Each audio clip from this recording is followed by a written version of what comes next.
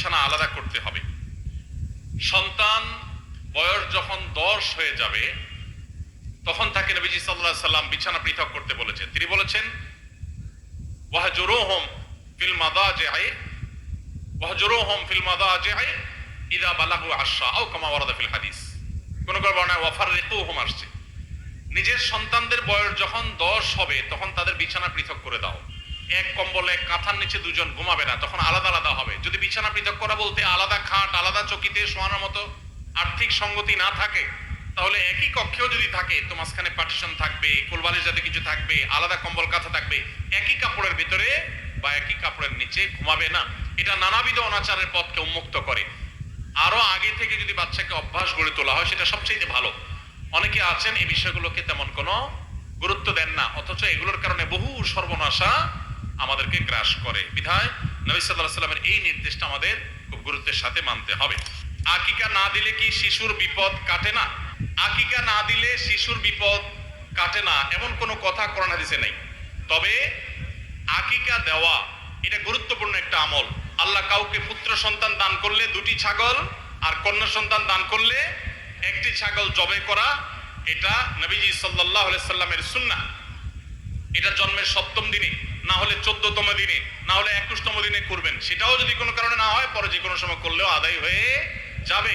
এমনকি কারো শিশুকালে যদি আকিকা দেওয়া না হয়, বড় হওয়ার পর তার আকিকা দিলেও আদায় হয়ে যাবে। এই আকিকা এটা না দিলে যে বিপদ কাটে না এরকম কোনো কথা নাই। তবে হ্যাঁ, বিভিন্ন হাদিসে নবী সাল্লাল্লাহু আলাইহি সাল্লাম বলেছেন কুল্লু গুলামিন মুরতাহানুন বিআকিকাতিহি, বাচ্চার এটা আকিকার উপরে সে অনেকটা ডিপেন্ডেন্ট থাকে। এই হাদিসের ব্যাখ্যা অনেক মুহাদ্দিসরা বলেছেন আকিকা না দিলে, আকিকা দেওয়ার ফলে সে বিভিন্ন ক্ষয়ক্ষতি থেকে বেঁচে থাকতো। অনেকে বলেছেন শয়তানের কুমন্ত্রণা থেকে বেঁচে থাকে আকিকার মাধ্যমে, এটা থেকে সে আর বাঁচতে পারে না, ওই ক্ষতি তাকে স্পর্শ করার সম্ভাবনা থাকে। তবে কেউ আকিকা দিতে পারলো না, অন্য কোনো আমল করলো তার সন্তানের জন্য, আল্লাহ তাআলা তাকে সেভ করতে পারেন। এমন কোনো কথা নাই যে আকিকা না দিলেই তার সন্তানের বিপদ কাটবে না। তবে আকিকা দেওয়া উচিত, এর মাধ্যমে সন্তান নানাভাবে উপকৃত হয়, নানাভাবে সেফ থাকে, নিরাপদে থাকে। আল্লাহ আমাদের যাদের সামর্থ্য দিয়েছে তাদেরকে আমল করার তৌফিক দান করুন। মুআবিয়াকে কি সাহাবী হিসাবে সম্মান করা যাবে? নাউজুবিল্লাহ, এটা কেমন প্রশ্ন করেছেন? যে ভাই প্রশ্ন করেছেন তার হয়তো জানার ঘাটতি আছে।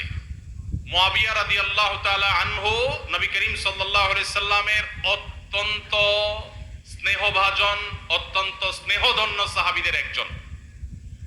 সাহাবী হিসাবে সম্মান করা যাবে কিনা মানে সিনিয়র সাহাবীরা তার জীবদ্দশায় সিনিয়র বড় বড় সাহাবীদের কেউ তাকে অসম্মান করেছেন দেখাতে পারবেন? তাহলে আপনার মনে প্রশ্ন কোত্থেকে আসলো? সাহাবীদের মধ্যে নিজেদের মধ্যে বহু বিষয়ে মতপার্থক্য হয়েছে, এমনকি যুদ্ধ পর্যন্ত হয়েছে। নবীজি সাল্লাল্লাহু আলাইহি সাল্লাম পরিষ্কারভাবে নিষেধ করেছেন যে আমার সাহাবীদেরকে গালমন্দ করবে না, সমালোচনা করবে না। নবীজি সাল্লাল্লাহু আলাইহি সাল্লামের এই হাদিস থেকে বোঝা যায় সাহাবীদের কোনো ভুল, কোনো ত্রুটি হতে পারে মানুষ হিসাবে, কিন্তু হলে সেটার কারণে সমালোচনা করা, গালমন্দ করার অধিকার আমাদের নাই। আপনার বাবা যদি তার কোনো ভুল হয় আপনি কি সেটার সমালোচনা করে বেড়াবেন? সাহাবীদের সম্পর্কে নবী সাল্লাল্লাহু আলাইহি ওয়াসাল্লাম হাদিসগুলো একটা একটা করে পড়ে দেখবেন। এটা দুর্ভাগ্যজনক যে আমাদের সমাজে এই জাতীয় বিষয়গুলোকে নানাভাবে আমাদের সামনে এস্টাবলিশ করা হয়েছে, নানাভাবে। দেখুন, সাহাবীরা সবাই ভুলের ঊর্ধ্বে, সবাই নিষ্পাপ, মাসুম, এটা আহলে সুন্নাত জামাতের কারোর আকীদা বিশ্বাস না। কিন্তু তাদের যদি কোনো ব্যক্তিগত সিদ্ধান্তে ভুল হয়, ইজতিহাদি বুঝার কোনো ভুল হয়, আপনি আমি সমালোচনা করবার কোনো অধিকার নবী সাল্লাল্লাহু আলাইহি সাল্লাম আমাদেরকে দেন নাই। কে সাহস দিয়েছে আপনাকে যে আপনি আল্লাহ নবী সাল্লাল্লাহু আলাইহি সাল্লামের সাহাবীর দোষ বা ভুল চর্চা করবেন, সমালোচনা করবেন? মনে রাখবেন, কোরআনের আয়াতে আয়াতে দেখবেন আল্লাহ তাআলা সাহাবীদের পুরো সাহাবীদের পুরো জামাতের বিভিন্ন প্রশংসামূলক বাক্য ব্যবহার করেছেন। সীমাহুম ফি উজুহিহিম মিন আথারিস সুজুদ তারাহুম রুকআন সুজদান ইয়াবতাগুনা ফাদলান মিনাল্লাহি ওয়া রিদওয়ানা। সাহাবীরা আল্লাহ বলছেন তারা আল্লাহ সন্তুষ্টি চায়, অন্য কিছু চায় না, ইখলাস আছে তাদের, আর আপনি সমালোচনা করেন কিভাবে? ভাইরা আমার, মুআবিয়া রাদিয়াল্লাহু তাআলা কে জানেন? তিনি সেই সাহাবী যাকে নবী সাল্লাল্লাহু আলাইহি সাল্লাম ওহী লেখার দায়িত্ব দিয়েছেন, কাতেবে ওহী। সহজ কথা না। জিবরিল আলাইহিস সালাম যখন নবীজির কাছে ওহী নিয়ে আসতেন, তিনি লেখা জানতেন না, নবীজি লেখা জানতেন না। কত বড় বিশ্বাস করলে, কত বড় আস্থা থাকলে মুআবিয়া রাদিয়াল্লাহু তাআলা আনহু লিখছেন, কি লিখছেন নবীজি? তিনি যেহেতু লেখাপড়া জানতেন না, তিনি উম্মি ছিলেন, কি লিখছেন তিনি জানেন না, কত বড় বিশ্বাস থাকলে তাকে দিয়ে নবী সাল্লাল্লাহু আলাইহি ওয়াসাল্লাম ওহী লেখাইছেন। সেই কাতিবে ওহী, তিনি সাহাবী হিসাবে পরিপূর্ণ মর্যাদা পাবেন। ভাইরা আমার, ঈমান নিয়ে যারা নবীজিকে দেখেছেন এবং ঈমানদার অবস্থায় গেছেন, তাদের যদি কোনো ভুল ত্রুটি হয়ও, আপনারা একটা হাদিস সহিহ বুখারীতে পাবেন। নবীজি বলেছেন, যারা বদরের যুদ্ধে শরীক হয়েছে, অংশগ্রহণ করেছে, তাদের সম্পর্কে নবীজি সাল্লাল্লাহু আলাইহি ওয়াসাল্লাম বলেছেন যে ই'মালু মা শি'তুম ক্বাদ গাফারাল্লাহু লাকুম, যারা বদরে শরীক হয়েছো, তোমরা যা খুশি করো, আল্লাহ তোমাদের মাফ করে দিয়েছে। আল্লাহ যদি মাফ করে দেয়, আপনি সমালোচনা করার কি? আপনার আমার সমালোচনা করার রাইট আছে? এরকম সাহাবীদের নিয়ে এরকম আরো বহু হাদিস আছে। সব হাদিসগুলোকে সামনে রাখলে বোঝা যায় এটা আমাদের ঈমানের যে ধ্বংসাত্মক একটি বিষয়। আমরা তাদের কোনো দোষ, কোনো ভুল, এটা থেকে শিক্ষা গ্রহণ করব, চর্চা নয়, সমালোচনা নয়। সাহাবীরা ব্যক্তি হিসাবে, মানুষ হিসাবে বিশেষ কোনো ভুল কারোর দ্বারা হতে পারে, এটার ঊর্ধ্বে তারা না, তারা মাসুম না।